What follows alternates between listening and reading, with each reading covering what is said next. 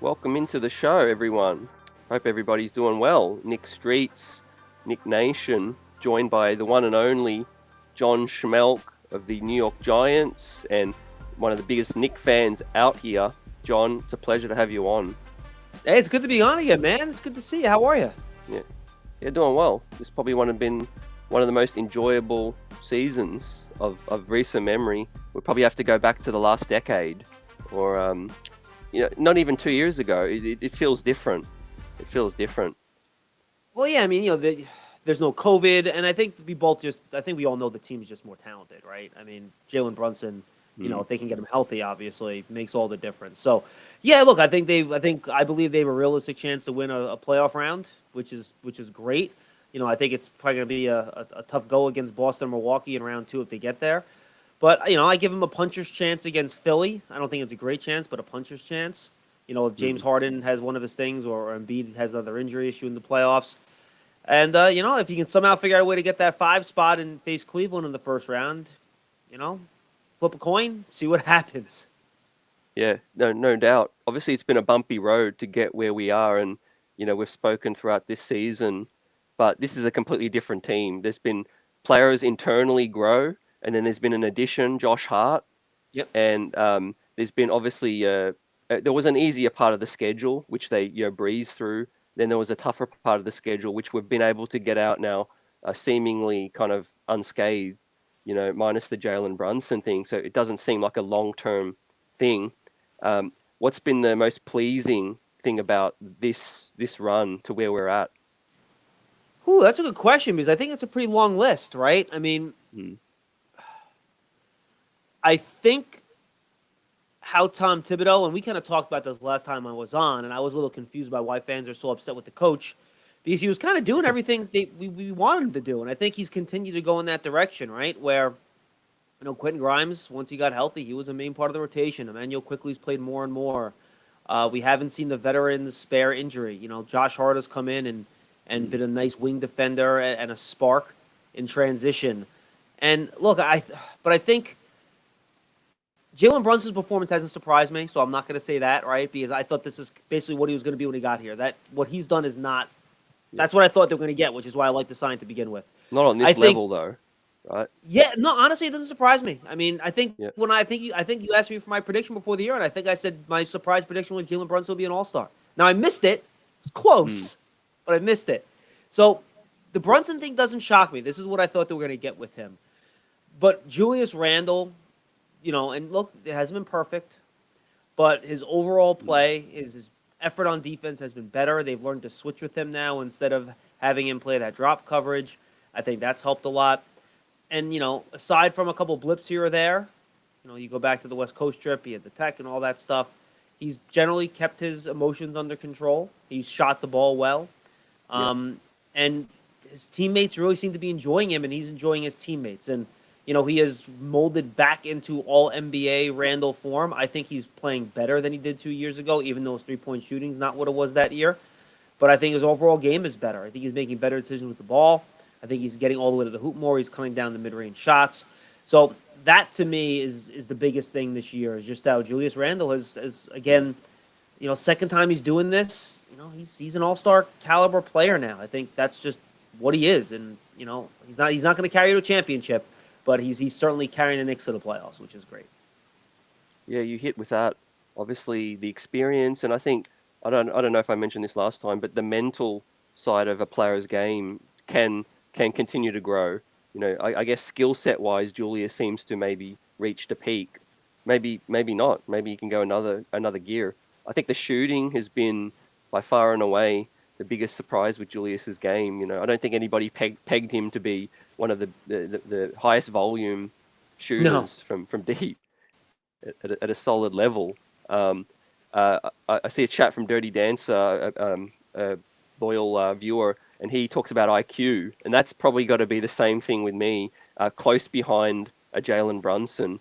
Emmanuel Quickley's growth in season has been one of the biggest rises that I've witnessed throughout the season as a Knick.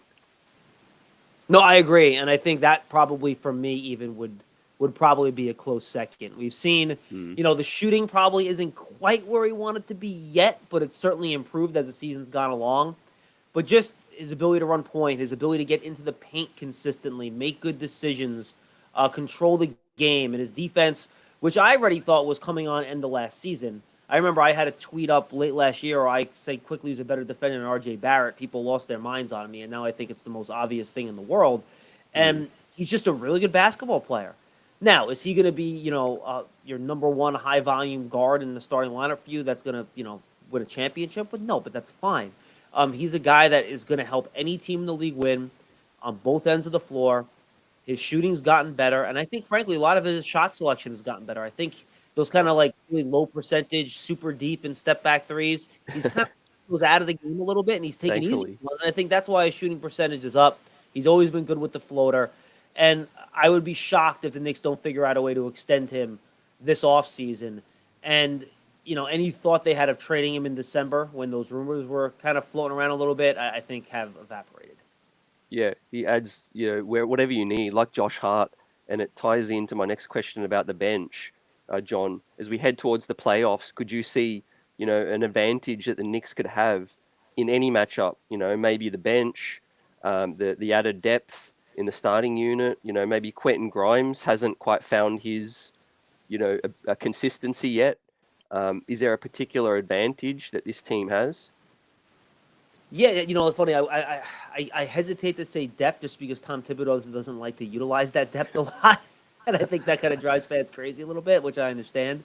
But in the playoffs, look, the rotation's shortened, but I do think if the Knicks do want to advance in the playoffs, they are going to have to win the times in the game when the stars are off the floor, right? Because that's when the Knicks have that's when the Knicks have the advantage. Yeah. When it's Embiid and Harden versus Brunson and Randle, well, which two players are better? Obviously, it's, Embiid and Harden. Same thing, Jalen Brown and Jason Tatum, right? Same deal. And you can even argue with Cleveland, with their two stars, Donovan Mitchell, that when the stars are on the floor, the other teams might have the better superstar, right? But when you get to that end of first quarter, beginning of second quarter, end of third quarter, beginning of fourth quarter, when the Knicks don't have Randle on the floor, usually Brunson's not out there either. It's usually that Quickley, Barrett, Hart, Hartenstein top-end lineup. They've been so good at getting easy buckets in transition, and a lot of that is Toppin obviously running out like he always has. Barrett's still best in transition, much better than he is in the half court.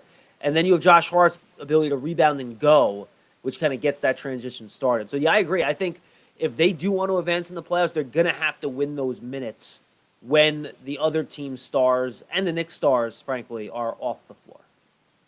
Yeah, completely agree.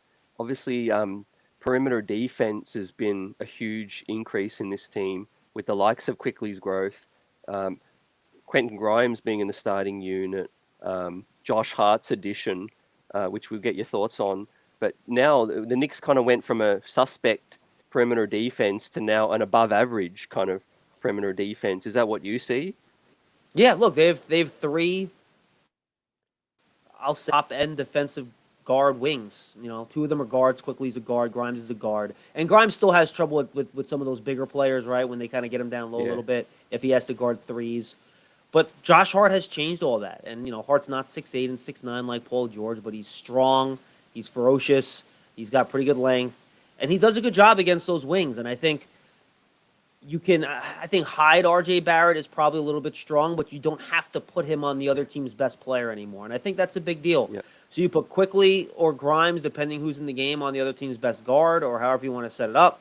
And, I think Quickley's probably a little better off the ball, so you put Grimes on the ball, Quickley off. And then you put Hart on the best wing. And I want to give Isaiah Hartenstein credit too, right? I think he figured out he needs to play a little bit differently than what he used to if he wants to help this team win. And he had those 2 games in a row with 0 points but 10 or more rebounds. And that was some kind of first time in a long time that's happened. I don't think Hartenstein would have done that earlier in the year when he's like, I'm used to having the ball in the high post and passing and running the offense through me.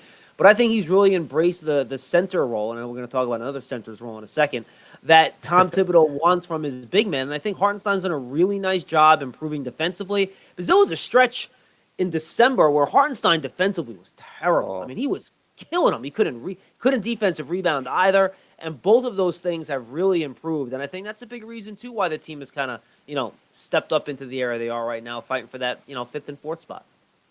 Yeah, you hit with Isaiah. Looking like that signing is exactly what we needed.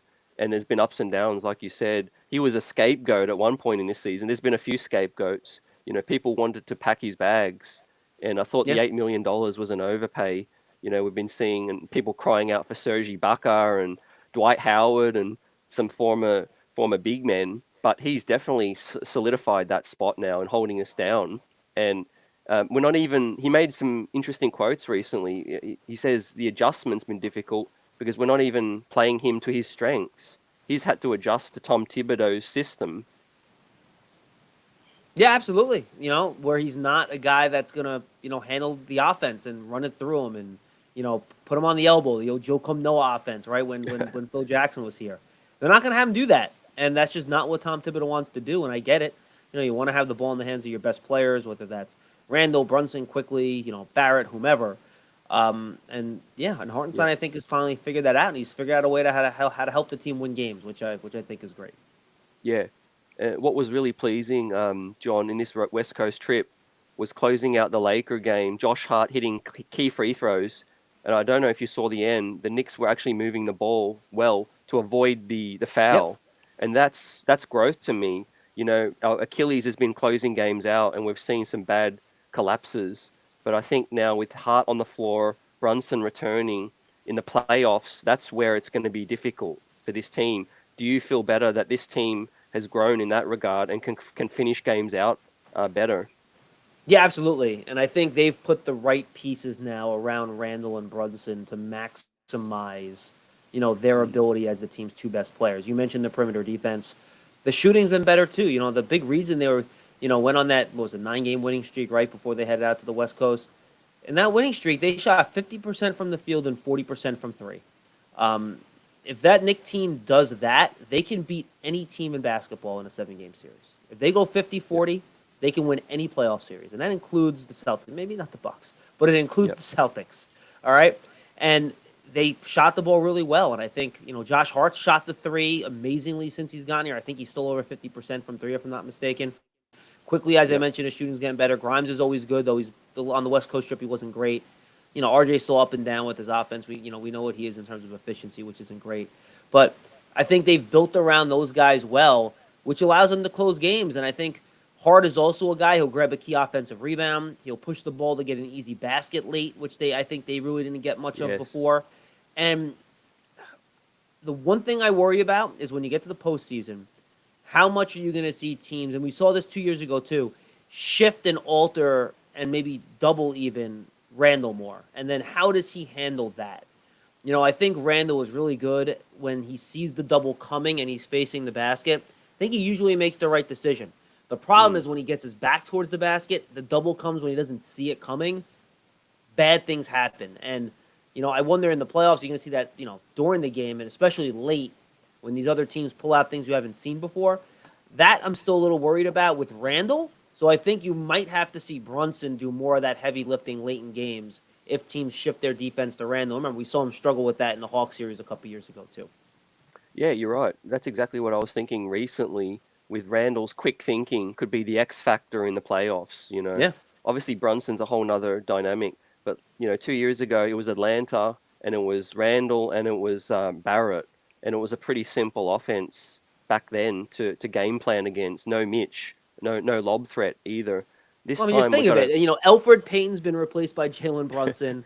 Reggie Bullock's been, replaced by Quentin Grimes. And then and then Mitch is still there. But then off the bench, that's not even counting Josh Hart and Emmanuel Quickley, who's much better now than he was then. So, yeah, it's night and day. The supporting cast is so much better. I think, and good for Leon Rose for acquiring those guys and Tom Thibodeau for developing the young guys to get them to the point where they are that much better than they were back then. Yeah, and I think Barrett's coming along, and I want to give some love to Obi recently. He's been more consistent with the shot, with what I've seen. It looks like his defense has taken, a little bit of a growth thing with the consistent minutes now. I think in the playoffs, Obi would be, I won't be surprised. My next question would be, do you think he sticks with a 9-man rotation, Deuce McBride's been terrific as well. Do you think he'll shrink Obi's minutes? What can you see with the rotation? No, I don't think he'll shrink Obi's minutes. I think when Randle's not on the floor, I think Toppin will be on the floor. And I think what Mm, Toppin needs to do when he's on the floor is create what I'll call garbage baskets, right? Whether it's yeah, offensive rebound putbacks, but yeah, more importantly, those runouts where he gets some easy fast break baskets, which, every time you get an easy basket in the playoff, it's huge. And the other thing that's huge in the playoffs, as teams game plan more and shift their defense towards the opponent's best players, you need your role players to hit open shots. And Obi's a guy oh, he's going to get open threes in the playoffs. He's got to make them. He was in a bit of a slump. He's come out of it a little bit. So he's going to be very important in I think in those two facets if they really want to make a run here in the postseason. So yeah, I think he'll get his normal, 10, 15 minutes. yeah. That's good. Yeah, because he did play in the playoffs 2 years ago, so he has grown as a player. But probably between 10 to 15.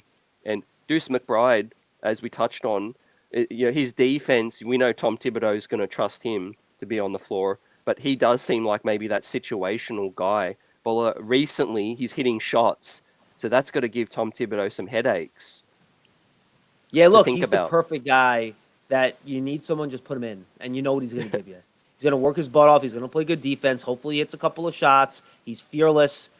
He'll drive it. He'll shoot the three, and he'll, get anybody's grill you want. So he's a great insurance policy. I don't think he's going to break into regular rotation minutes, assuming everyone else is healthy. Mm, But he's a great, valuable guy to have if Quickley, Brunson, Grimes, even Hart, any of or RJ, any of those guys come down with an injury or have to miss a game or foul trouble or whatever, you can put him in there and he's going to be a plus defensively.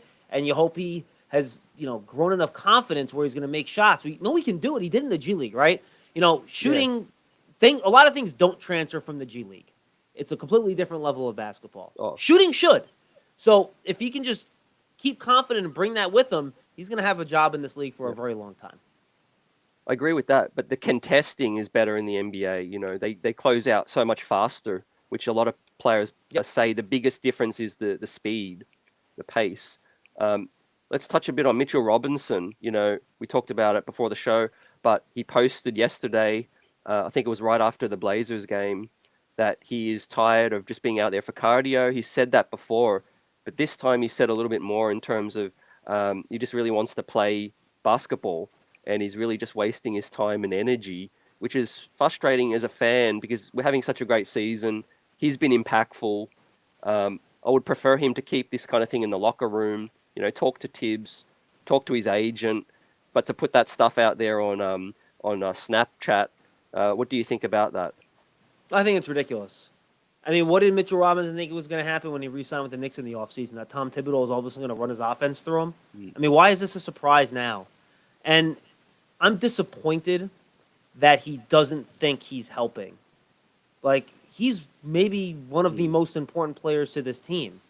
And just because it's not, getting the ball passed to you and having plays run for you doesn't mean you're not essential. I mean, his offensive rebounding is key to this team, they aren't, as much as we praise some of the guys, they're not a great shooting team overall. His offensive rebound second he creates, I think the fact that Brunson and him don't generally run that pick and roll game with lobs too well, I think that probably hurts him. RJ is probably now the best guy in the team that does that with him. So I think you need to try to get them on the floor together more. Maybe when you get into those second unit minutes that we talked about earlier. Look, I get his frustration, but this is why which has always bothered me a little bit when he complains about stuff like this. And you see those dopey workout videos where he's like trying to mm. cross people over 30 feet away and shoot pull-up threes. It's like, dude, work on the stuff that's going to get you looks in games. Like, Mm. you're never going to do that in the NBA game, ever, in a million years. It's never going to happen. Joel Embiid doesn't really even do that in NBA games, and he's like the best center. Him and, obviously Jokic are the two best centers in the sport. So hit a free throw. Does your free throw Oh, have to be a line drive, straight line? Like, no. become, like, proficient at the things you might be asked to do besides dunk and rebound, and then maybe Yeah, you'll have a little bit of a bigger role. I get it. It's frustrating. He wants to do more. But to your point, the team's winning. He already got his big contract. yeah. What's the problem? Like, what does he think's going to change here? I don't get it. And it to me, it's very disappointing. And I'm sure Tom Thibodeau talked to him about it, and I hope he did. Yeah, I agree. And I also see both sides, I think he has a little bit more he could show. There's been times when he's, taken his man off the dribble, gone all the way to the cup. I understand there's no plays probably called for him. It's just read and react. So that's frustrating too if the players Mhm. aren't making the read. But like I said, handle it internally. Talk to your teammates in the locker room. Talk to Yep. your agent even. Talk to your coach. And I think in terms of is he trolling or is he not, he knows what he's doing by posting this stuff. It all ends up all over Bleacher Report, ends up on here, and we end up talking about it. He knows when he posts this stuff. Um, but I'm not worried about it too much long term. There's too many good vibes right now with this team. Um, and yeah, do you want to add anything else, lastly, on Yeah, I that? was going to say quickly, I think between the coach and I think the leaders in the locker room and how good that locker room is, I think this will get handled pretty quickly. So I agree with you. I don't think it's a big deal. Yeah, because it really did go more viral this time. Um, but RJ Barrett also, the chat made a great point. There's been some times he didn't close a game out and, showed a little bit of frustration, but he's at a different maturity level, I feel, where he knows, he gets another opportunity to bounce back the next night. And I think RJ Barrett's the biggest thing going for him, for me, is the fact that he's stone faced all the time. He has a bad game, maybe one too many bad games, but then he can still burst out and give you a 30-point game, in that situation. I think the playoffs is going to be the ultimate long-term situation for RJ. What does he show us in the playoffs?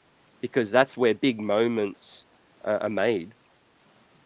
Yeah, and for me, I think you mentioned a couple bad games and he comes out and he plays well. I think even more than that is he'll have three bad quarters, but then he'll still get the ball in the fourth quarter. He has no fear to take the three or to take it to the basket. For better or worse, the guy has a lot of self confidence, and I think we see it's bad sometimes, but other times it helps you, right? And look, he needs to be that kind of third or fourth banana, depending on how you look at him and quickly, right? And if teams are gonna lay off of him, he needs to make them pay. I don't think you want the offense run through him necessarily. I don't like his decision making a lot of times, going to the basket, things Mm, like that. yeah, But he needs to make teams pay if they leave him or put their worst defender on him. That's what he needs to do. And most importantly, he needs to be a better defensive player and a consistent defensive player and consistent rebounder and a good decision maker. That's how he's going to help this team the most, not necessarily scoring his 25 points per game. yeah, 100% agree. It's the defense. I don't mind if he gives us 16 points on efficiency. This team needs good shooting efficiency, but the decision making is the biggest thing you said. I saw a play where Josh Hart was frustrated. He was in the corner, flailing his arms. RJ Barrett just had his head down and barreled into the traffic, tried to get the foul call. And I think in the playoffs, you need to adjust because they're going to allow physical play. And I don't know if RJ Barrett's going to get those calls. No, you hit it 100%, by the way. I don't mean to interrupt you. You're right. Because he gets a Mm, lot of calls on minimal contact drives where, he kind of jumps into the guy and he does contact and it's probably technically a foul and he gets the call. In the playoffs, especially in the fourth quarter, late in games in playoffs, he ain't getting those calls. And he's going to fall. He's going to complain. The other team's going to run down the other way. I'm with you 1,000% on that. He's going to have to get that under yeah. control. And Randle's that way too sometimes when he doesn't get a call going to the basket. He's going to have to, just like against the Clippers, right? And there were some awful non-calls in that Clippers game that he should have got fouls on. Awful calls. But can't let it bother him.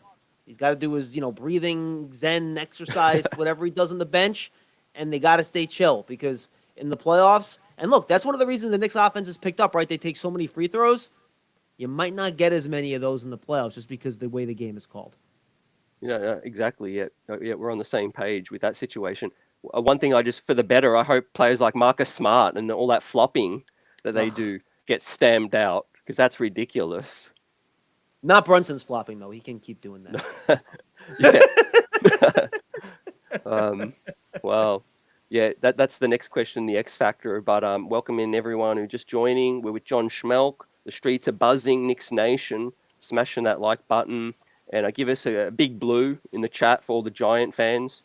We'll spare a few minutes for Giant talk. But that leads us to Jalen Brunson now, John. It seems like there's talk now he's a legitimate MIP candidate, All NBA, missed out on the All Star. At this point, I've run out of words in terms of what he is. But one would have to think the Knicks can go as far as Jalen Brunson, can take this team. And that's why they have to make sure he gets healthy. As important as he is, we saw what happened. He came back and he looked really good for a half, right? And then right before halftime, he kind of tweaked that foot, and he was in a walking boot then for a few days. So they have to make sure Mm. he's healthy. You can figure out a way to get around the loss of any other player on this roster. And I love Emmanuel Quickley, but it's still not the same without Jalen Brunson. He's the guy you cannot afford Yep. to lose. You got to get him healthy, even if it costs you a couple of wins and it maybe even costs you the 5 seed, right, or whatever. You got to get him right. He's the X factor down the stretch of these games. He's the guy that's either going to make the play or score the basket that's going to win games late in the playoffs. He did it with Dallas last year. He's going to be the one to do it with the Knicks if they're smart. So, got to get him healthy. X factor, best player on the team, all the above. Mm. Yep. Exclamation point. Best closer, and I hope Randle.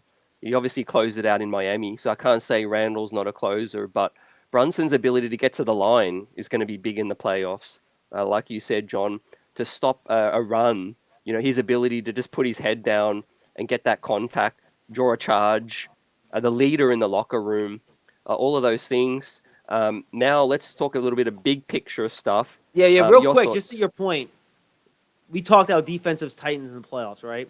You need to Yep. be able to hit high degree of difficulty, mid-range 2-point shots to score consistently in the playoffs. Jalen Brunson might do Yep. that better than all but 2 or 3 guys in the whole league. So 100% Yep. agree. I'm with you.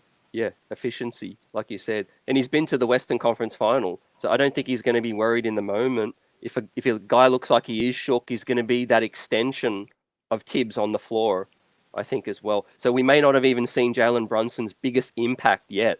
In the playoffs is when he's going to earn all that money, John. But I guess big Yep. picture stuff now, heading into regardless of the playoffs, we're all feeling good about it. The off season now. Um, Leon Rose, does he deserve some flowers? Yeah, look, I thought he deserved flowers before the year when people were talking about firing him and moving on from Leon Rose. I thought it was nonsense. I thought it was crazy, to be honest with you. I never got it. Um, I think the Josh Hart trade's working out. You hate losing a first round pick, but look, they have plenty of them. And look, he's put together a young roster. They're going to have at least one first round pick this year, at least more than likely, unless Dallas somehow wins the lottery and they move all the way up. Right? They can still get the Washington pick. I don't think we expect them to fall so far down that the pick won't convey from the Josh Hart trade. So they're in still good position. They have all their own picks. They have extra picks from other teams, and they can either save and try to spend in the 2024 offseason with cap space, or you can try to package those picks for a trade this offseason. And I still think a big, really good defending two-way wing is the type of player that they need. But I do think when Mm. all is said and done, as much as we love Brunson and Randle, I do think you need a player that's, if you're only going to add one, right? If you're only going to add one, and I think we're at the Yep. point now where if you add the one right, I always said you need to add 2 stars. Well, the way Brunson and Randle are playing, maybe not. So if you only have to add the one now, I think that player probably has to be better than Brunson and Randle. So it has to be the Yep. right guy if you're going to trade everything, all your picks, Barrett, Toppin, and you're going to send them all out. Is Spider Then that guy? it has to be, Embiid. All right, it has to be somebody like Okay. that is just a All NBA first team lock every year. Those guys are tough Yep. to find. Yep. So if you can't get that guy, then what do you do? I know a lot of people hate Zach LaVine. I happen to be a Zach LaVine fan. I think he's a really efficient scorer offensively. His defense is a problem, but Yep. if you give him the ball into the game, that dude can get you baskets. Like, he can get you baskets. He's a really good offensive player. I worry about the knee also, but I think his price is less. Like, you could probably get Zach LaVine for, Barrett, Toppin, and maybe a couple of ones, and, like, that's it, I would think. It's not like 5 or 6 first-round picks plus Grimes and Quickley. It's not something crazy like that. So, that's to me a big picture. I think now with the way Brunson and Randle have played, you don't have to necessarily try to plan everything to get 2 guys to be stars. So you have your trio or however you want to look at it. I think you just need to either, add 2 good guys, which is Yep. more workable, or just add the right guy, the one right guy that can be the alpha and kind of put the team over the top. And I think they're in probably as good of a position as any other team to do it. We talked about the picks, and I think the players that would go out in that trade are Toppin and Barrett, just because Toppin's trapped behind Randle. It's not his fault. And I think if you get that scoring wing, which again would be my target in a trade, maybe it's Devin Booker or whoever you're talking about, right? Mm. I think that takes RJ's role away a little bit. So, and you have to fill salary also, right? Team's going to need salary back if you're getting a big salary player, and RJ now will do that too once the season is over. So, that's Yep. kind of what my big picture view is right now to go from that. All right, we have a nice team. You're fifth seed, sixth seed, good season to all right. I want the Bucks in the Eastern Conference Finals, and let's roll here. They're not there Yep. yet. You got to add one. You got to add that one more really good piece to get there. Look, and it's not going to be Giannis, which stinks because Giannis is Giannis. But one of those Yep. like big cats. If it's only one guy, it's going to have to be one of them. Yeah, I agree. I think we're good enough. We're close enough. You add a major bona fide guy, another all star. It could be Zach Levine, maybe a Spider. Where I'm at, John, is the East. Brooklyn look like they're going to come down. So the Knicks legitimately should be going into next year thinking they're a top four team. Taking the Cavs out of it. It's the Bucks, the Celtics, the Sixers, and it really should be the Knicks next season. So we're Yeah, look, I inching think closer. Cleveland's pretty good, so I would put Cleveland in that mix too, and I think that's your top five. To be honest with you. Yeah, yeah, exactly. Yeah, you hit. And yeah, some thoughts on the Giants. The Giants off season so far. It's been busy. It's been buzzing. Yeah, a lot going on, man. Check it out. I just did. We did. Giants officially acquired Bobby Okereke from the Colts. They're starting middle linebacker now, Mm, inside linebacker, and Darren Waller, the big trade, the tight end from the Raiders. I did one-on-one interviews with both those guys. The only one-on-ones they've done since they've come to the Giants on the Giants Huddle podcast. So check it out. But yeah, look, the Giants before last year, it was a total tear down rebuild where it was going to take him just a full year to tear it down completely before you even start building it up. And then they surprised last year. Look, their season was a 9-7-1, huge surprise, won a playoff game. No one expected that. No one should have expected that. So now it changes, right? It's like the yep, Knicks after that COVID year 2 years ago, where, all right, we know we have something here, but how do you yep, build on that the right way? And I think that's what they're trying to do this offseason is fill in the pieces. You bring back Daniel Jones, Saquon Barkley's going to be back. You look at those contracts, and if they continue to improve and get better, they're going to look good, right? So can they continue to move in the right direction? Don't have that Julius Randle dip last year. You want to avoid yeah, that. The version of that for exactly. the Giants. Yep, So just keep building on it. And I think they're definitely better. A lot of other teams are also better. The NFC East with the Eagles and Cowboys it's still a very tough division to win. oh, And the thing that's tough about the NFL, and I say this to people that call into our other show, Big Blue Kickoff Live, all the time, half the teams, this is in the NBA, where you have the same kind of teams in the playoffs every year, half of the NFL teams that make the playoffs change every year. Half. And, yep, you know, it's not going to be the Chiefs. It's not going to be the Bills. It's not going to be the Bengals. It's going to be all those other teams that don't have those elite quarterbacks. It's not going to be the Eagles, probably. So it takes a lot to keep winning in the NFL. The Giants won a ton of close games last year. You got to keep that up. The schedule's tougher. The road trips are tougher. So they're better. Other teams have gotten better too. And now you just got to, keep moving up. But it's not a straight line. And we saw that with the Knicks, right? They got better in the mm, COVID year. And then they took a dip. But then they popped back yep, up again. So it's not always that straight graph line that kind of goes up and up and up. You're going to have peaks and valleys, and it goes up and down. So, and especially in the NFL, where it's a one game a week type of deal, so things can change real quick. But I think you have to be happy with where the team is. I think they're moving in the right direction, and can't wait to see these guys on the field to see what they can do. yeah. You said it. Cannot wait. And Giants Nation, stand up again. Follow John at Schmeelk on Twitter, dropping amazing Giants content all summer, all season long. And yeah, these Knicks are on the right path. It's been a pleasure to have you back on, John. And let's catch up maybe throughout the playoffs, before the playoffs again. Yeah, absolutely. Be happy to do it, man. Look forward to Yep. it. Can't wait for some postseason basketball. It's the best time of year. Yeah. Hopefully you make a game. Oh yeah, no, Get trust done. me. I got my tickets. I'm ready to go. Yeah. Okay. Yeah. You're still a season ticket holder, right? Yes, Yeah. I am. I don't get to many of them, but I'll be going. I'm taking my. I try to take my daughter, who's 5, to one game a year. So I'm taking her to the Heat game.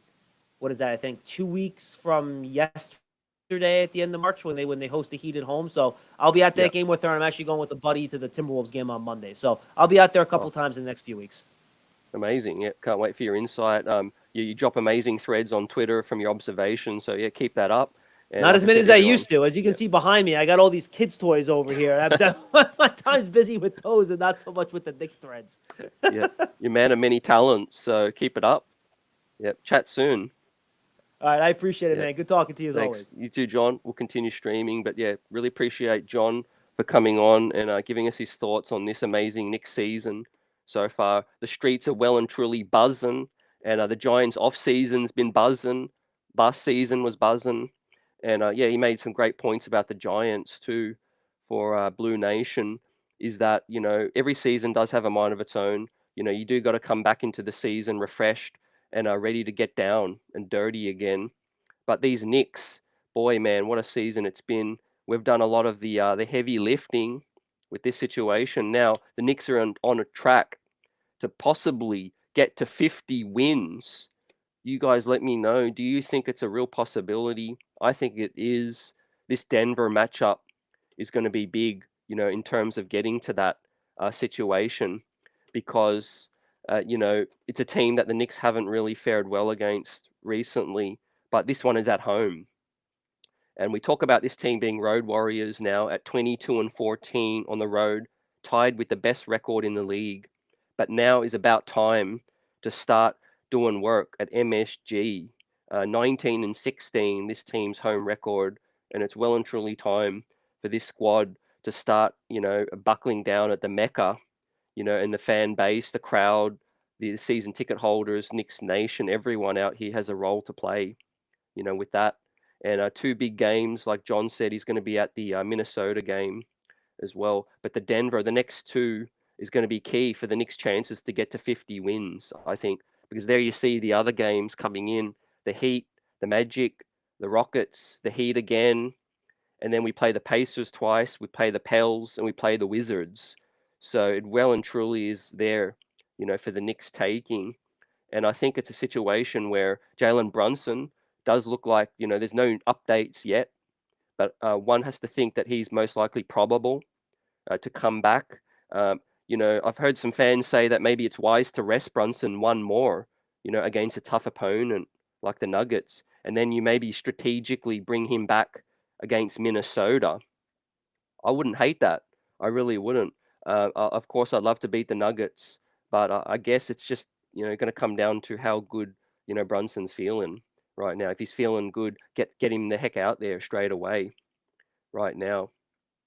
Um, yeah, we've got the chat continue to buzz. Throw your questions, thoughts out there on the Mitch situation. I love what you're saying with that. Knicks fans, somewhat disappointed, but I think that'll be handled internally, like John said. These are young gentlemen. These are young men. Their careers are at stake. Their emotions, their thoughts, all of that stuff. Some people don't have maybe family, close friends that they can vent to. So they use their social media platform. I don't agree with it, but this is the age we're living in now, fam. Could you imagine Oakley or Mason, John Starks taking, if Twitter was back then, with Twitter was around back then, man, those guys would be unfiltered. Best believe that. Um, yeah, on the NFL, Dirty says the schedule gets tougher when you overachieve in the NFL. Yeah, and John summed it up nicely. It was kind of like the Knicks season 2 years ago. No lies. The Knicks surprised some people. Chemistry clicked. They caught lightning in a bottle.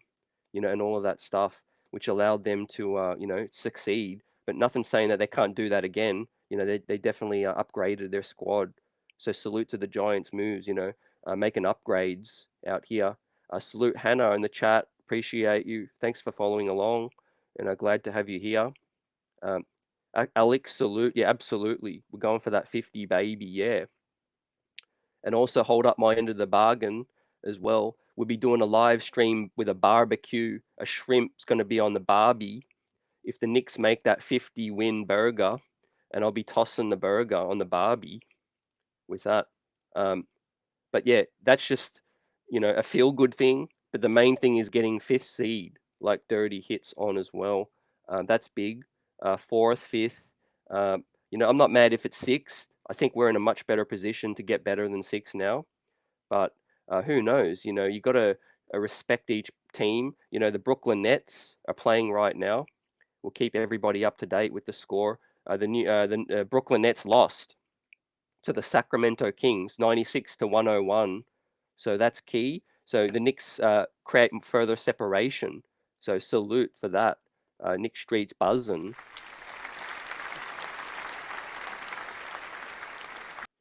And shout out to the Sacramento Kings for getting it done for the New York Knicks. Now, so based on the standings on screen, the Knicks would now go 1.5 games clear of the Brooklyn Nets. But of course, we've got to handle our business, like the chat handle their business. In terms of beating Denver and Minnesota. I think with that situation, Denver's coming off a 4-game losing streak, ladies and gentlemen. So this could be one of probably the Knicks' biggest test for the rest of this season, the toughest game, for me. What do you guys think? Hannah says 46 wins. That's very reasonable too. I could really see that too, Hannah. In terms of 5 more wins, I would hope we could maybe win more. The Heat games, if we are only going to win 5 more, would be key. But with the Magic, the Rockets, the Pelicans, we play the Wizards, the Pacers twice. I could really see us winning more than 5. The Nuggets nearly lost to Detroit tonight. I appreciate that, fam. I didn't even realize they're playing tonight.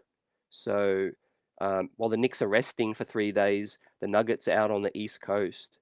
They ended up winning by 19, but it does sound like it was closer than the scoreboard suggests. But I agree. Yeah, they are reeling right now. They are relying heavily on Nikola Jokic. You guys give me your MVP. There's been so much controversy and buzz and discussion over who is the deserving MVP of this 23 season. Joel Embiid's having a great finish.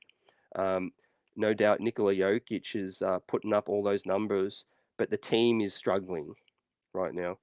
Me personally, I think obviously Philadelphia has better help, playing alongside James Harden. I don't think that Jamal Murray has really given Nikola Jokic that support. Obviously he's coming off a huge injury, but I really feel like that the Denver Nuggets are struggling. Like, absolutely. Hannah with the super chat contribution. Let's go. Appreciate that. Love the show. Let's go, Knicks. Let's go indeed, man. I can't wait to hear that garden buzzing right now, that chant of defense, the organ. To think about it, Knicks Nation, we're going to be back there where we belong. Now, we had a small taste 2 years ago. It was sweet. It was like that treat that you can't get enough of right now. And we've been deprived last year with a disgusting down year last year, but we're back now. And I think we're definitely going to make our presence felt in the playoffs, not just fans alike, but analysts, haters from Richard Jefferson, or former haters, I could say, Richard Jefferson. You got guys like Kevin Garnett and Paul Pierce giving the team props. And yeah, just the consensus is that a lot of people feel like the Knicks can win a series, not just pie in the sky kind of thing. But the Knicks are going to give any team problems. And I think a matchup between the Cleveland Cavaliers and the Knicks, if I was a betting man, I would suggest maybe that the odds be even. Um, I don't think any team could be a betting favorite. Maybe the Vegas would give Cleveland, if the Cleveland Cavaliers were in 4th and the Knicks were in 5th, even maybe slight betting favorite. But I could also see the Knicks in 4th, Cleveland 5th, with the Knicks slight betting favorite as well. You guys let me know, how would you see the odds, shape out if it was a matchup between the Knicks and the Cavs right now? I think it'd be extremely even, and it'd be maybe down to a late series, a deep series, 6 games, 7 games. Home court could really come into play with that situation. So yeah, Hannah says Mitch is just venting. Definitely he is. I think it's a little bit of that and a little bit of attention, attention seeking, when you got a gripe, a bone to pick, and you got an audience like he does, you want people to hear you out at the end of the day. But the good thing is, I guess, I haven't seen anything translate on the court with Mitchell Robinson's feelings. He's professional on the court when he's out there now. He ain't in foul trouble as much as previously. Um, and he's playing tough. He plays through pain. He plays hurt. So I give Mitch his flowers on that end. I got no issue with Mitchell Robinson's play this year at all. In fact, I salute his development, his growth, except for the free throws. Like John hit on. It's that's Mitch's clear weakness. To the point where, you don't even expect him to shoot 65, 70. If he could give you, something more consistent, a better shot form, than the line drive, I think that's going to be key in the playoffs. Uh, Maybe we're starting to see a slight bias with Tom Thibodeau in terms of he likes Hartenstein finishing games out. He can be a little bit more, have a better touch around the bucket with the floaters. Um, he can maybe, read the play, yeah, a bit better, maybe in terms of the foul, the free throw shooting as well, like I said. But I don't think that's any shade on Mitch. I think Mitch is going to play a big role in the playoffs. He's still a offensive rebound beast, a shot blocking demon, like he was in Portland. And that's basically, I share the same sentiment as John. I hope he realizes. I hope Mitch, if you're listening, how much Knicks fans appreciate you, and we need you. We need you in the playoffs. You know, your defense has been outstanding all year long. You should be all NBA defense. There's no ifs and buts about that. You're growing in the league. You have shown us a few moves, in terms of putting the ball on the floor, and I know you want to do more of that. Maybe that's going to come at some point. Just enjoy this playoff run, fam. Be patient. Do what you're elite at, and if the team's winning, it's winning. There's a lot of players on this team that wish they could show more. I'm sure RJ Barrett would love 5 more shots each game. I'm sure Obi Toppin would treasure 4 more minutes every night.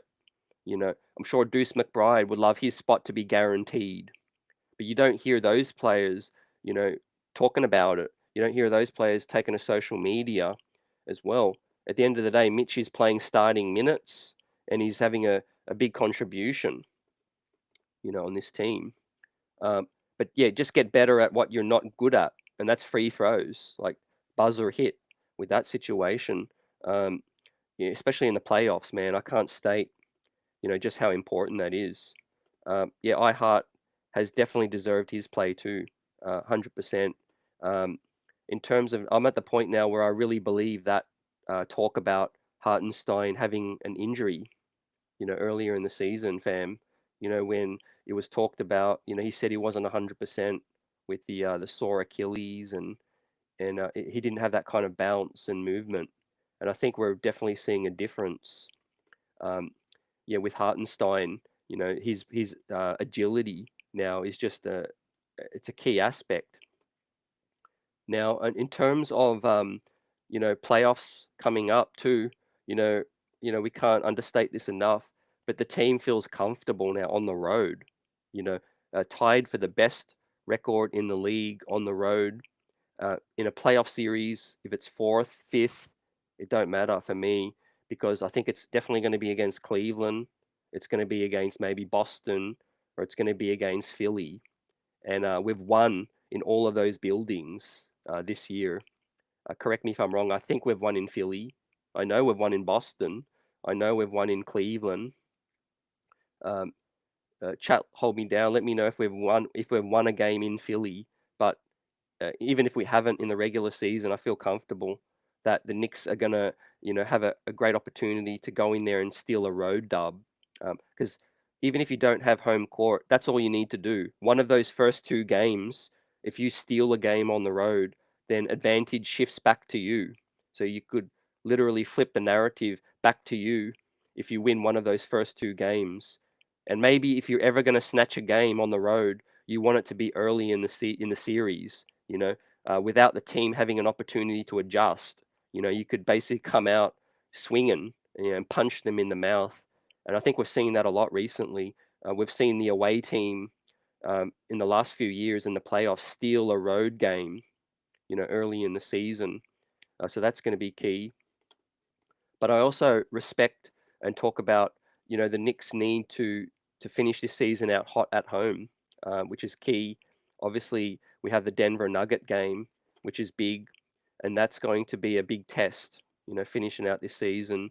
Um, we are, as I mentioned, 19-16 at MSG, and we have a great opportunity now. If we win these next two, then 50 piece is on the table, and we could roll. We could really roll through Miami, Orlando, the Rockets, and then Miami again. Um, this is that stretch on screen because the games after this are easier. It's the Pacers twice, the Wizards, and also the Pelicans. So the five remaining games not on screen are the Cavs, the Pacers twice, the Pelicans, and the Wizards.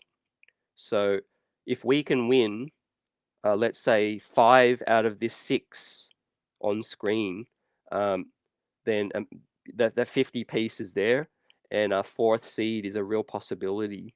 Um, I don't think the Knicks can catch third. The Knicks are 6.5 games back of third, but fourth and fifth, we handle our business, and it's going to be a great finish to this season, fam. Uh, in terms of the matchup, Dirty says Cleveland should be favored, but the number will be low since Knicks are a more public team. Yep. Yeah, and I think it all depends on also how the season finishes out. Let's say the Cavs finish stumbling and bumbling and crumbling, and the New York Knicks finish hot with 50 wins. Then I could definitely see the betting odds swing with that, fam, as well. A big finish for these New York Knicks. Um, let's hope the Knicks come out with that PR report and it lets us know that Jalen Brunson's good to go. I think most of the Knicks nations collectively waiting just to kind of see where Jalen Brunson's at with that. We know foot, ankle, toe injuries, all of those things can be an injury that might feel good, and then you start moving, and then you start to feel soreness again. So that could be tricky, and I hope that Jalen Brunson's good to go because man, he's that star for us in the playoffs. Julius Randle, as we know, is going to have big games. RJ Barrett could be another X factor with this situation. Um, with Mitch, Dirty feels like um, you believe it's more about touches and also that iHeart was closing. Yeah, I think it was that prisoner of the moment situation. Yeah, Hartenstein having a solid stretch. No quality player with talent likes to be on the sideline when the game's closing down and it's crunch time. I think, but man, just be a great teammate. Respect to this whole squad. Especially Deuce McBride. For staying ready. And I attribute these last two road wins. We don't win these games without Deuce McBride. National TV in LA. He changed the game against the Lakers. Jeff Van Gundy, these experts, were giving him his flowers. They know ball, and they saw it. He was gritty. He was getting deflections. He was getting steals.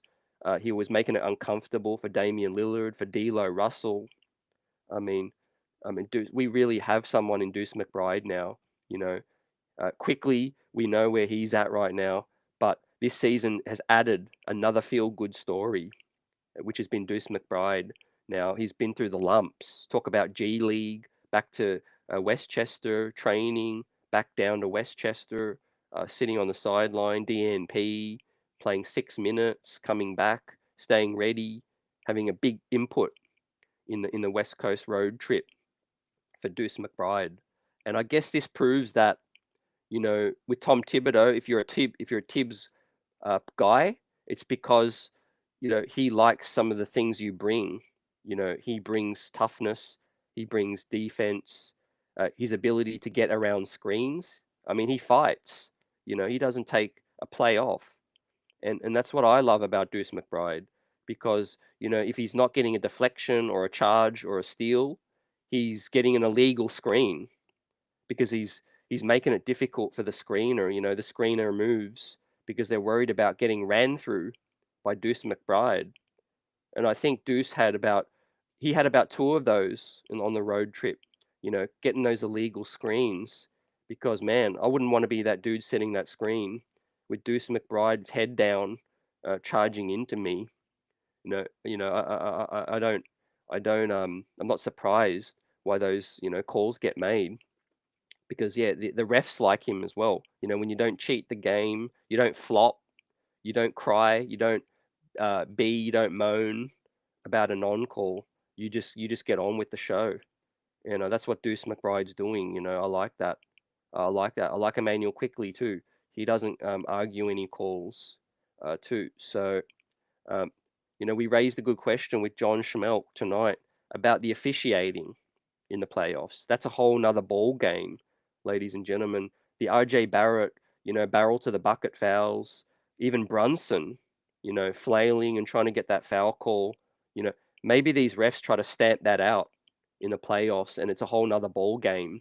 So, I'm looking at you, Philly. I'm looking at James Harden. I'm looking at Embiid. They flop and they moan, they cry about non-calls. I'm looking at Marcus Smart, flopping all over the place like it's ECW, WWE, WCW, and all of that stuff, man, falling all over the place like it's a circus. Um, so I think, yeah, the playoffs are going to be tougher. They're going to let some contact go. And I think if you've been paying attention, I think they are starting to officiate these games now a little bit closer to how the playoffs are going to be like. If you've noticed, it was a physical game, against Portland, and it was a physical game against LA, the Lakers. I think it was physical against the Clippers as well. When Julius Randle lost his mind as well. Um, yeah, with that situation, I think yeah, it's definitely a situation where yeah, the refs are starting to call it like that. Yeah. What's good, killer dogs? What's good? Let's go. Hyped up for these playoffs, and it feels good now to get the 41 wins. Let's close it out now. Let's lay the roof on the house because we laid the foundation for the season. Let's get healthy. Let's finish this thing out, fam. Everyone's finishing well. Obi Toppin's hitting shots. Deuce McBride feels confident. Emmanuel Quickley's at the best point in his career so far, at the peak of his powers. RJ Barrett's becoming more consistent now. And the New York Knicks peaking at the right time. Don't want to jinx nothing, but let me know. Do you feel like the Knicks are peaking? If Hart starts hitting threes, it's a wrap. Yep, 100%. But I don't think he's going to get more than one or two attempts, fam. But if they leave him open, he's not hesitant to put it up, man. Let it fly. Um, yeah, we got time with McBride. I like the fact that he stayed patient, killer. Um, Deuce is that guy who's not going to complain. He's young, but he trusts himself. He knows I'm going to earn every single minute I get the hard way. I'm gonna earn it defensively. I'm gonna get steals. I'm gonna hit open shots as well. That tough upbringing, I think, is really what we're coming to see now from Deuce. West Virginia stand up, and he was a quarterback in high school. He's qualified. He's qualified. He might be bona fide soon. Uh, if Mitch gets his post moves, salute Dennis, and footwork perfected, this can be a really dangerous team. Yeah, no doubt. Like I said to John, I think Mitch does have a legit gripe at times. Um, I said there was ways to handle his, upset, being upset and opinions on things. But I think the team does miss him down low. We definitely could be doing more pick and roll. I think maybe when Mitch says what he says, maybe he's not expecting a big role. Maybe he just wants more touches. You know, this team's not a pick and roll team. So I do think maybe, with that said, if Mitch shows that he can be more competent with footwork, um, there might be more opportunities for him. Yeah, facts, dirty. Uh, you got to call it like you see it. If MB can't handle the smoke with Knicks Nation, um, and I'm one of the tame ones, he's not gonna hold well in New York. But I think he is. I think he's good for the city. He can handle Philadelphia. He's handled the heartbreak of missing out like, to Kawhi. The ball bobbling. Although he did cry after that game, so I was technically correct. He is a little bit of a crybaby. Um, Yet now the hard part is to get everything together as one. Yeah, killer, 100%. Um, in terms of maybe figure out a couple of plays, a couple of wrinkles. What's big for me in the playoffs, what I'm going to hope for is practicing these side out plays, fam. There's going to be a ton of these side out, ball out plays, inbound plays in the playoffs, man. That's what I said to John about executing against the Lakers. That was great. We moved the ball like a hot potato from the double. We hit free throws, and I hope we can see more of that. Um, but yeah, like I said in the playoffs, man, it's going to be teams are going to scheme. They're going to throw everything from the kitchen sink to the refrigerator to everything at you late in games. There's going to be a moaning and crying and arguing calls, and there's going to be some gritty defense. There's going to be some blitz. There's going to be some zone. I think there's going to be a bit of everything. But the matchup I like is the Cleveland Cavaliers because I don't think they're a great defensive team on the perimeter. Obviously, we're going to have to make an adjustment because if you've got Evan Mobley and Jarrett Allen down low, that's going to be tough for Brunson. But on the perimeter, I do think that the Knicks can definitely get penetration. Spider Mitchell, Brunson's lit him up before, so that's nothing new. And then Darius Garland, you know, he's going to be not going to be able to lock anybody down.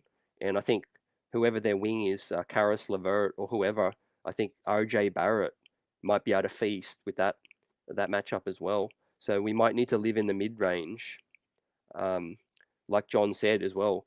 Brunson efficient in the mid range. Yep. Yeah, the squad's healed up, rested up, and it's going to be tough to beat. Yep. Yeah, I like that too. What you said, Dirty. I think we've cleared that final hurdle. For me, some people might look at it these last two games against the Heat, maybe the game against the Nuggets, maybe the two against the Pacers.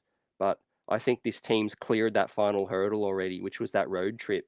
Now, um, with these 11 games remaining, I have a hard time believing that the Knicks can't win at least 5 or 6 of them without Jalen Brunson even. So with Jalen Brunson, I think we can win at least 7, 8, 9, 10, and get to that 50 wins. And like I said, the other show, if the Knicks avoid the play-in, they're going to get a mini break as well because I think they need those 2, 3 days to complete the play-in games as well, fam. So the Knicks want to obviously stay hot. They want to stay ready, but a couple of days of practice, okay, maybe an off day, a rest day, and get everybody some sessions, some therapy, all of that stuff could be great. Heading into whether it's Cleveland on the road or at MSG, man, the streets are going to be buzzing. Um, Buzzer says we should beat Cleveland. Um, I agree with that. Internally, that's how I feel. What I am worried about is maybe expectations. If you remember 2 years ago, the the fans were expecting to beat Atlanta as well.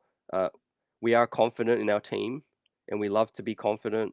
The players are confident, so I hope that they come in there, not taking anybody lightly. But 100% agree. We should beat Cleveland. I think we can handle them. We have this season as well. What's good, G? The Knicks can be dangerous in these playoffs. They are a half court team, and the playoffs will be played in a half court, at least in this East.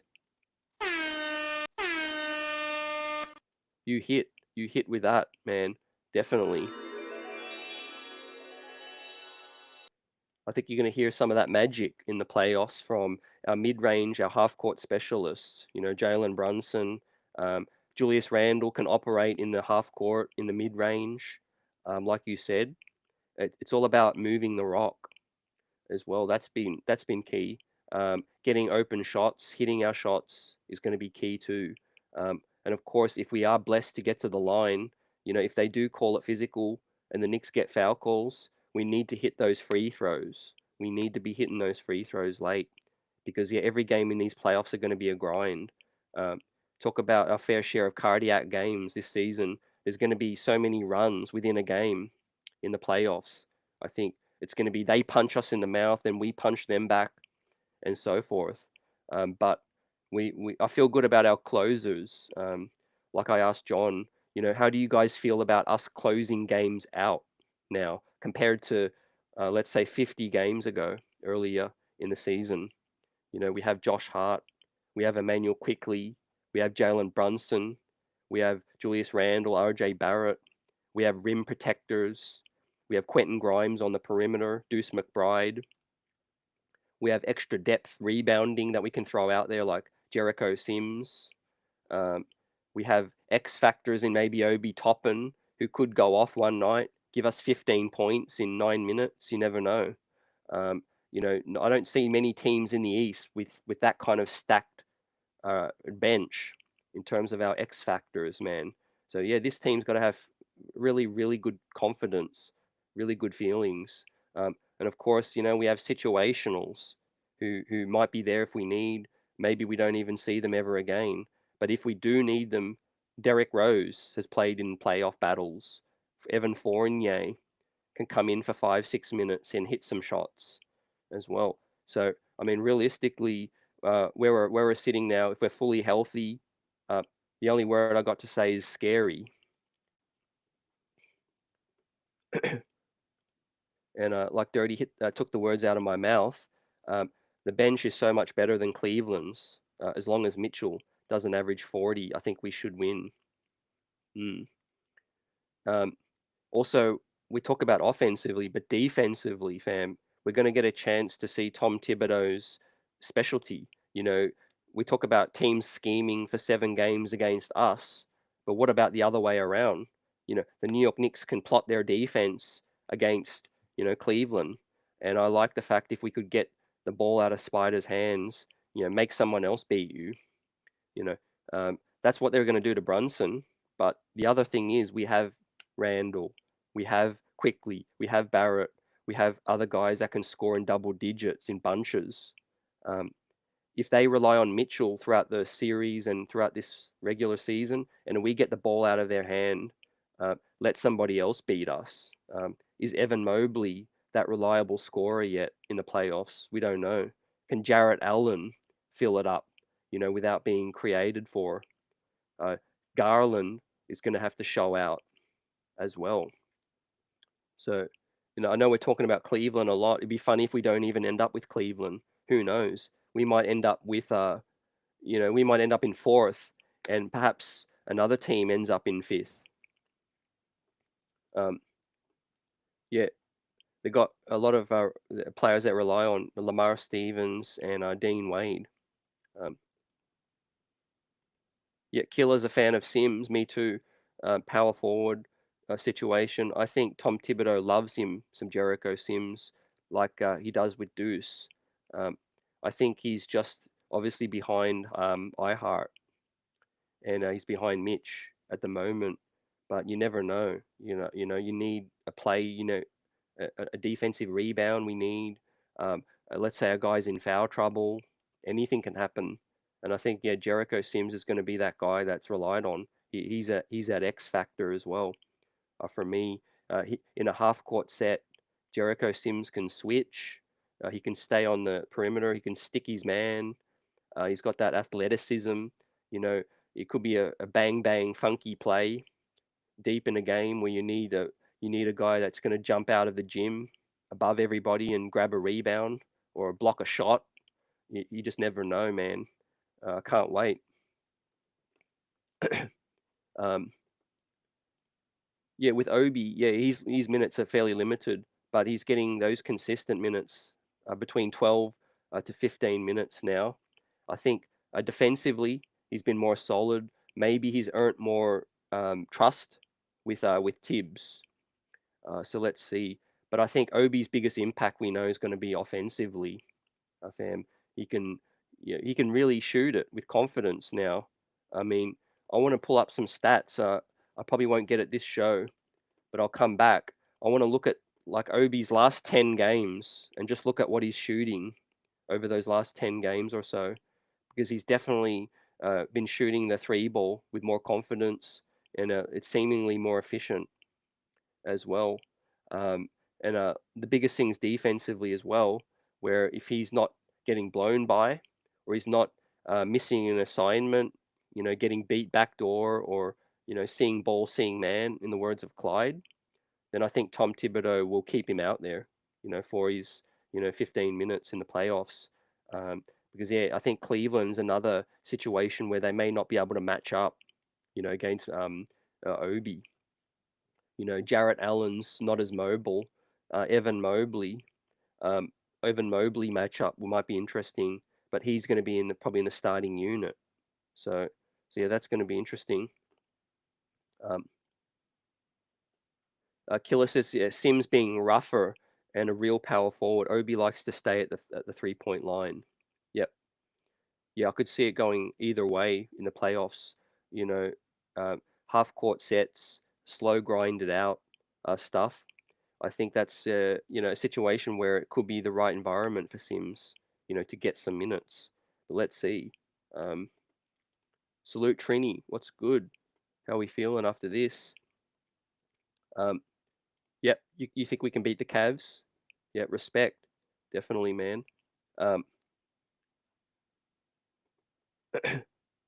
yeah, Buzzer, in terms of the Zion situation, I'm not surprised. I think Zion's a kind of dude that sort of keeps to himself a bit.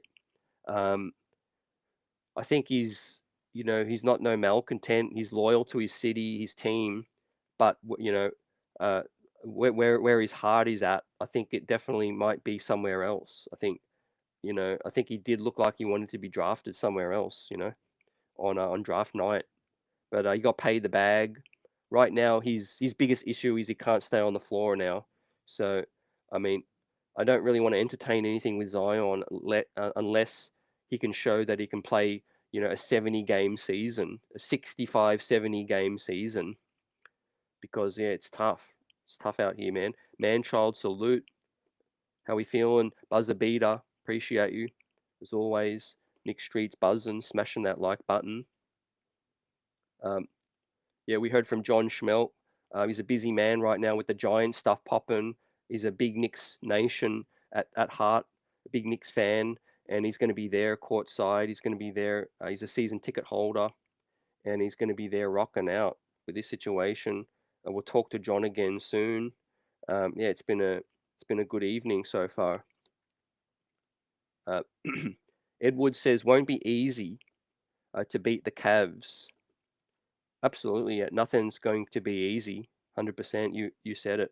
Um, it's going to come down to maybe coach v coach.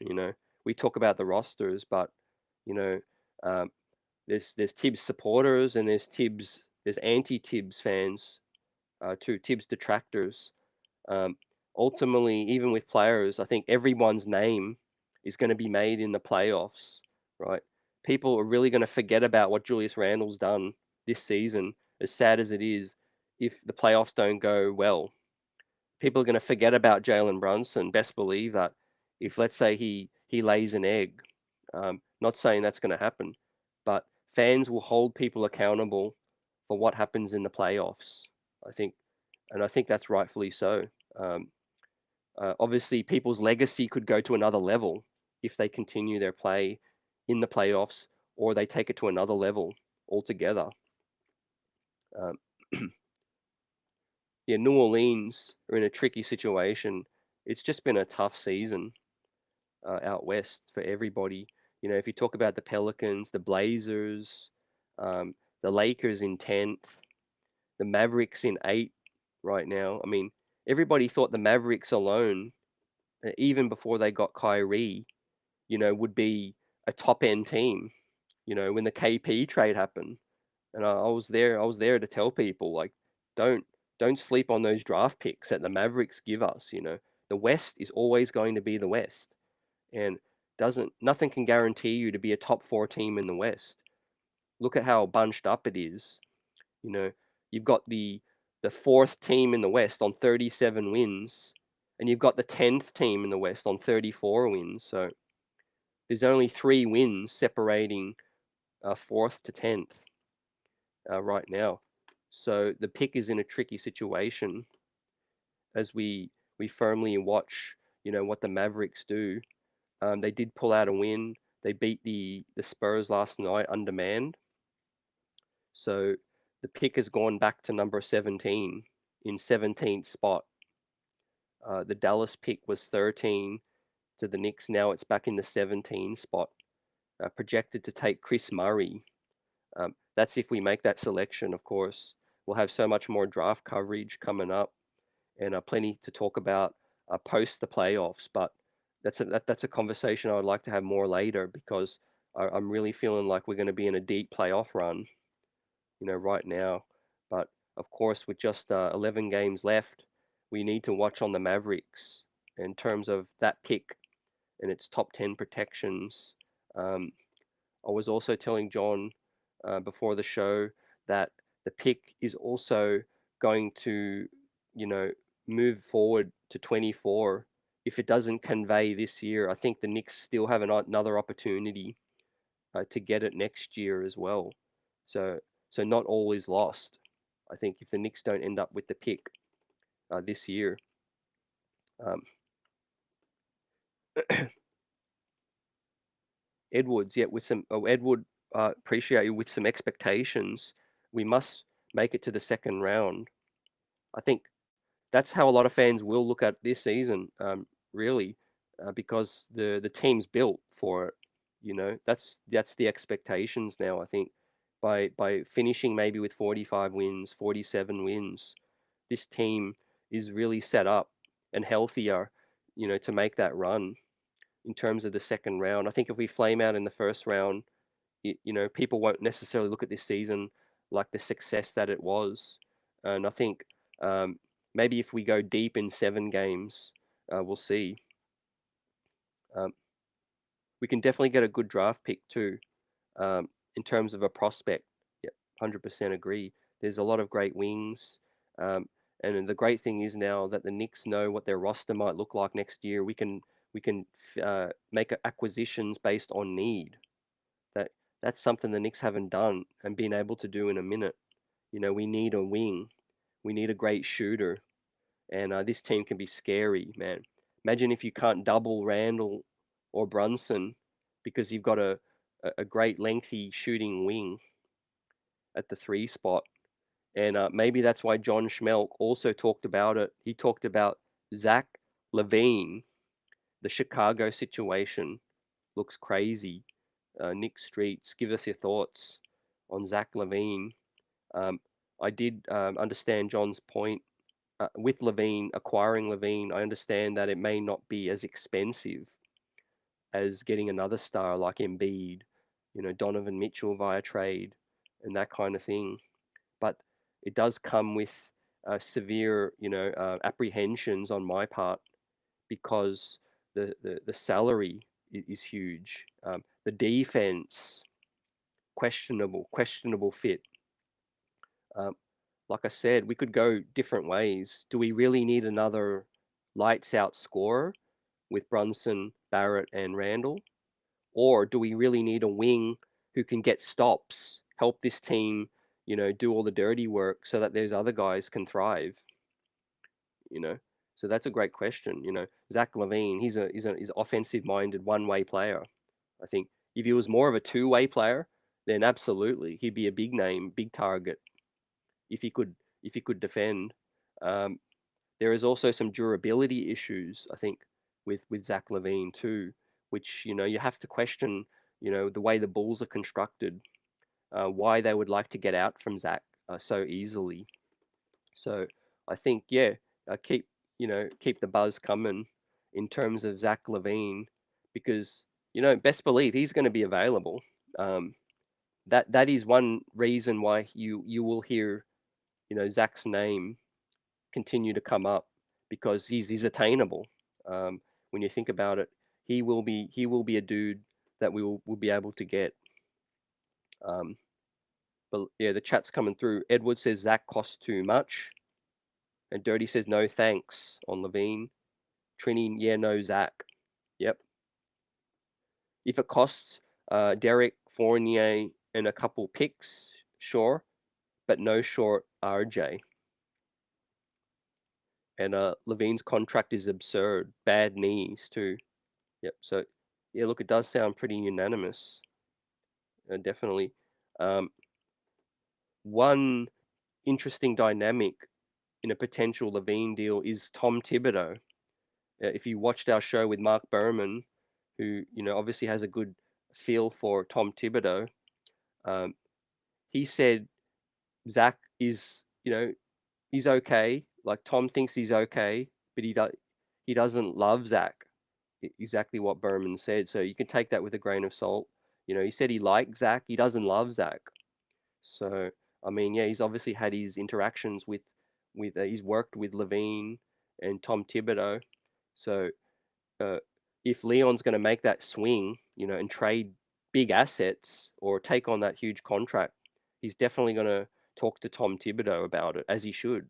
I mean, we can't have a situation all over again where we're spending money or assets on a guy that Tom's not going to play.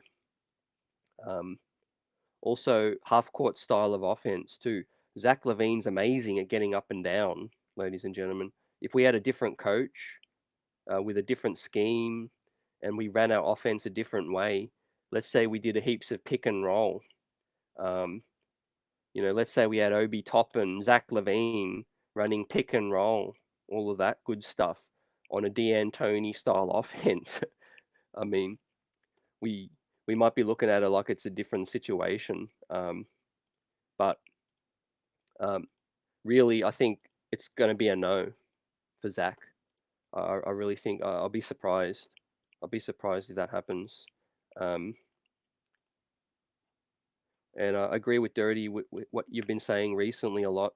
Is top of the list has got to be Embiid to look out for that the next biggest name possibly available. Maybe the playoffs have a big say. Maybe the New York Knicks can be the one to dethrone them. Let that sink in. Trey Young, I agree. I think Atlanta need to do something. Carl Anthony Towns, again, does he want to come back home? Are the Knicks interested? Tom Thibodeau, Leon Rose, the T Wolves are in seventh right now. Um, I doubt they'll surprise in the playoffs. And then of course Zach Levine, yeah, the biggest names. Also, there was a report today from the athletics reporter for the Lakers, and he said that the team is not expected to bring back, or sorry, to make an expected to make a run at Kyrie Irving. So is Kyrie Irving running out of suitors? Um, is that just pillow talk? What what's the deal with Kyrie? Do you think Mark Cuban rolls out the Brinks truck and signs a blank check to keep Luca happy?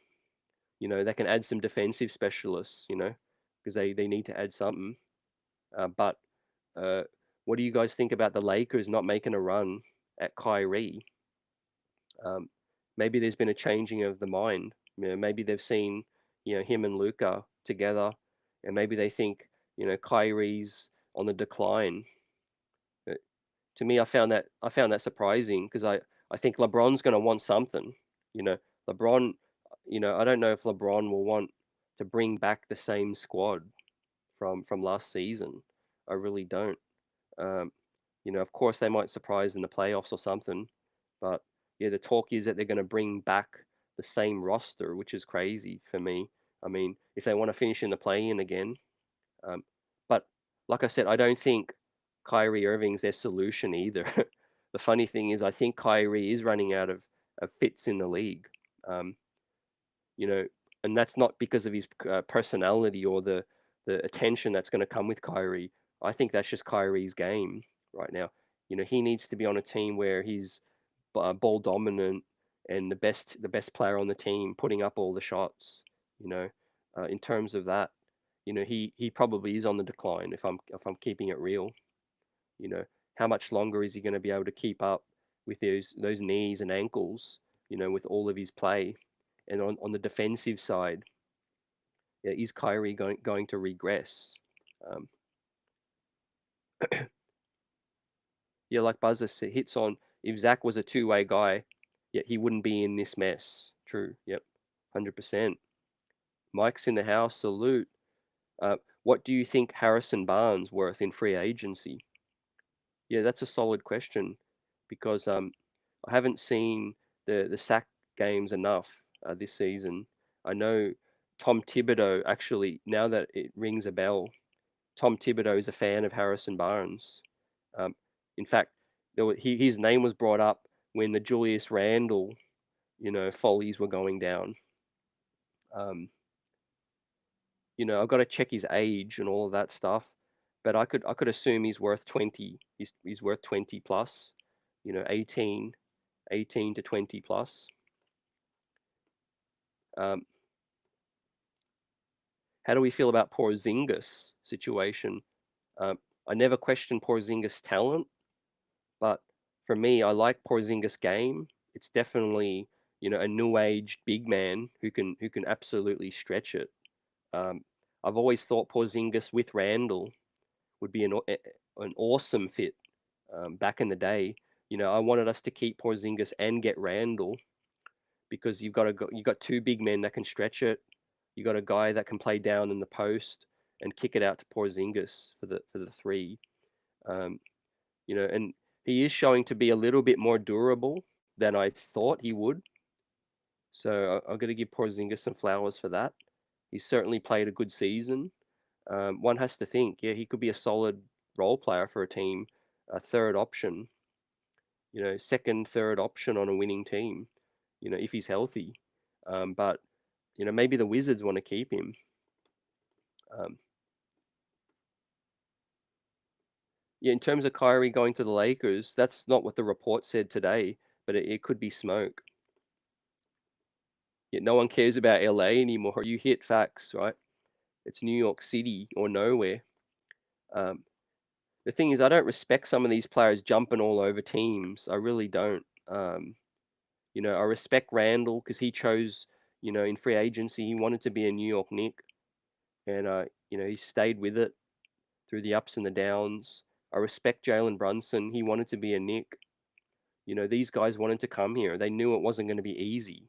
We're the best fan base in the biz, but it's the toughest environment to perform in.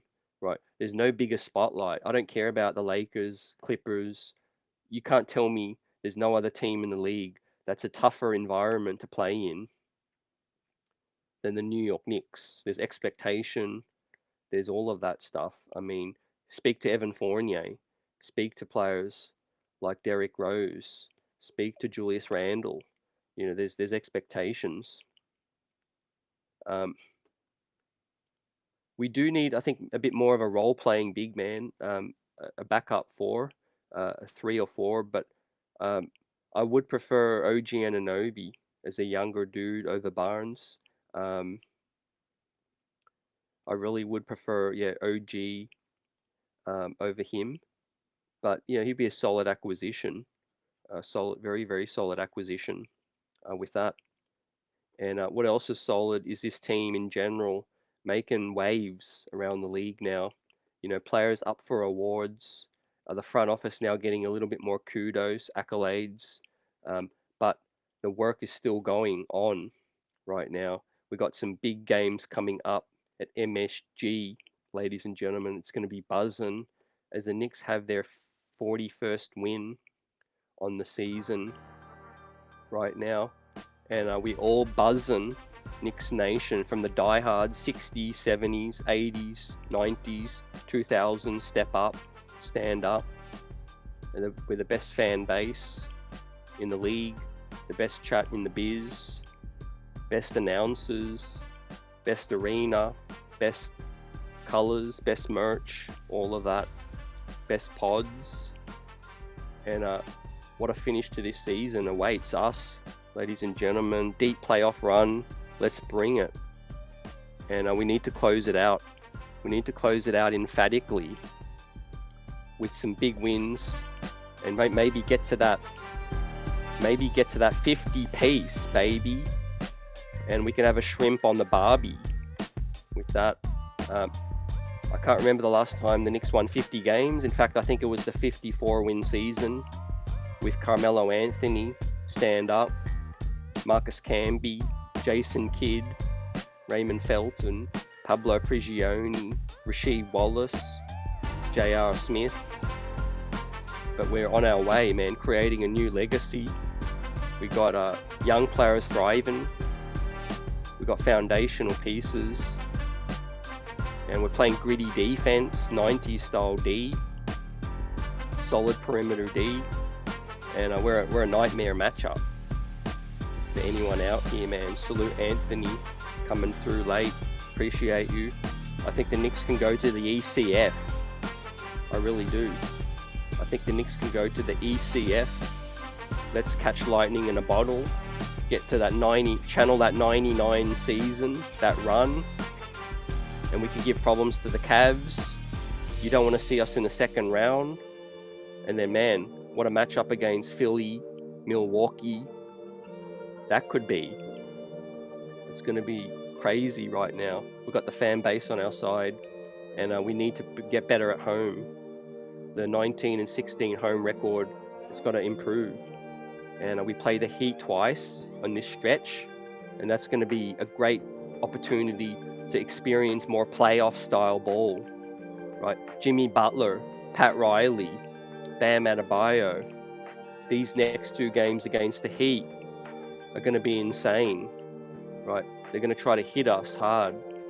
They're going to try to be physical, and they're going to be trying to obviously catch that 4th seed, 5th seed. They're trying to take what we have right now. So we need to hold up. We need to get it. Jalen Brunson back soon. Let's go Knicks. Salute Geraldine. Appreciate you. How we feeling? Edward, salute. Let's go Knicks. Manchild, salute. Peace. Knicks Nation. We buzzing right now. The streets are buzzing. Smashing that like button.